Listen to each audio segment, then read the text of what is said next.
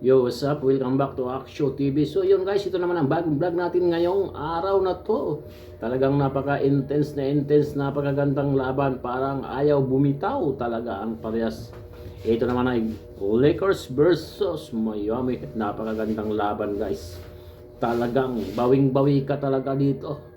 Wala ka nang hahanapin pa kompleto ingredients na to. Dito ka na. Guys, sana may subscribe nito yung channel ko na to, Aksyo TV guys. Bilang tulong na lang nyo sa akin guys.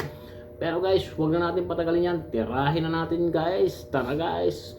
At bago yan, sana ma-subscribe itong channel ko. Maraming salamat sa mga nag-subscribe at sa mga nanonood ng mga video ko. Thank you so much po. Tara guys, huwag na natin patagalin. Panoorin na natin to. Maraming salamat nga pala sa araw na to, sa video ito, sa bago natin re-reaction na video naman. Maraming thank you po. So yun guys, tara, tirahin na natin guys. Sumpanin the Brown, mga bro, injured ulit. Napagod, kakabuhan si Lebron James. Gigil na gigil sa malampak. Dilo, gusto ng upakan ng referee. LA Lakers versus Miami Heat. Activated ngayon si Jimmy Butler at muling makakaharap si Lebron James. Mga bro, well, first quarter palitan agad ang opensa si Butler at Reeves. Gantiyan ng 3. Bam Adebayo naman 5 straight points, pero may pangsagot din dyan si D'Lo. Under 8 minutes, abante ng 4 ang home team. Napituan nga lang ng 2 technical foul dyan ang Heat. Tigisa sila Bam at Lowry. Napapangiti na lang tuloy dyan ang film coach. Poster dunk naman mula kay Taurean Prince galing sa assist ni D'Lo. Nabaliktad na ang laban matapos ang naituturan ng Lakers under 5 minutes, kung saan tamang unat na naman ng balikat si The King nang ibuli lang ang depensa dito ni Highsmith. 9 points sa opening quarter sa LBJ. Nag-ala Jordan pa sa fadeaway jumper na to. Solid 8 points naman para kay AR. Bumuhat naman sa AD sa dulo. 6 straight points under last 2 minutes. Lalamang sana ang Lakers mga bro, kaso sumagot din ng 5 straight points etong si Duncan Robinson. Tabla lang tuloy ang laban sa 33 sa first quarter. Second quarter, muling umabante ang Miami matapos ang 7-2 start. Timeout agad ng Lakers mga bro. Rookie na si Jaime Jaquez Jr. Inagawan lang ng bola sa ilalim sa LBJ. Nauwi pa sa puntos ng former Laker na si Thomas Bryant.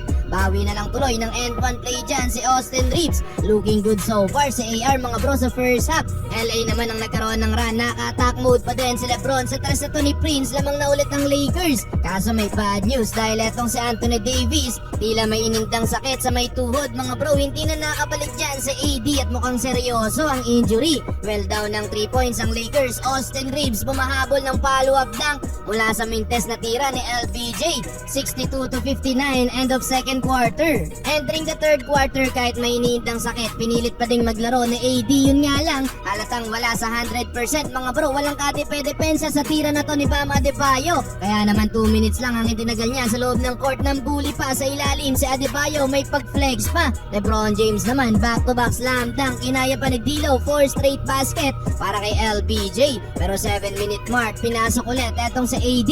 Yun nga lang, mas namaga pa ang lead ng Heat dito mga bro. Palo sa double digit ang hinahabol bigla ng Lakers matapos ang 10-2 nating run. Muntik pang ma-posterize ni Bam etong sa AD. Hindi nakatulong ang pagbabalik ni Anthony Davis sa loob ng court na muling inindang sakit under 3 minutes. 11 points ang hahabulin ng Lakers mga bro sa fourth quarter, 90-79. Well, fourth quarter, the game is not yet over. Buhat mode pa din sa LBJ, another slam dunk. Nag-celebrate naman sa harap ng rookie si Austin Reeves nang maipasok tong 3. Under 6 minutes, 6 na lang ang hinahabol ng Lakers, 100-94. Grabing chase down block ang ginawa dito ni LBJ. Halos masira naman ang jersey dito ni Lebron mga bro nang maipasok tong basket. Last 2 minutes, isa na lang ang hinahabol ng Lakers, 108-107. Makakainitan pa ni LBJ itong si Tyler Hero. Last 8 seconds mga bro, na-traveling si Bam Adebayo. Yun nga lang mga bro, mintes ang tira ni Cam Reddish uli, panalo pati ng Miami Heat.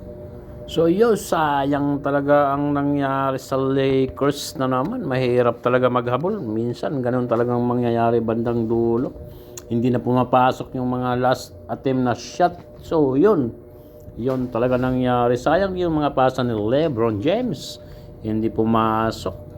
Cam Reddish and Austin Reeves. Sayang. 3-4 kasi sumabay kay Lebron. Kaya kailangan talaga niya ipasa. So yun nga guys, talagang nakakapanghinayang talaga. Sayang yung comeback ng Lakers talaga at hindi na kumpleto dahil hindi na nga pumasok ang mga tira ng Lakers sa last 8 seconds na natitirang minuto. Seconds na lang nga pala. Sayang yung tira ni Austin Reeves. At lalong-lalo na yung crucial shot sana ni Cam Reddish na hindi pumasok. Nagpasa naman ni LeBron James. Samantala LeBron James talagang lumilipad pa talaga. Napakalupit ng chest down block niya kay Duncan Robinson. Pero hindi talaga umubra talaga kapag lamang talaga ang isa bandang dulo talaga. Mayayari ka talaga. So yun guys, maraming salamat sa araw na ito at meron naman tayo isang video na reaksyonan at sa araw na ito, maraming salamat sa mga nanonood ng video ko at nag-subscribe. Thank you so much. Sa mga hindi pa nakasubscribe sa channel ko ito, sana naman tulungan nyo naman ako i-subscribe itong channel ko ito. Maraming salamat guys. Hanggang dito na lang. Mabuhay po tayong lahat. Peace out.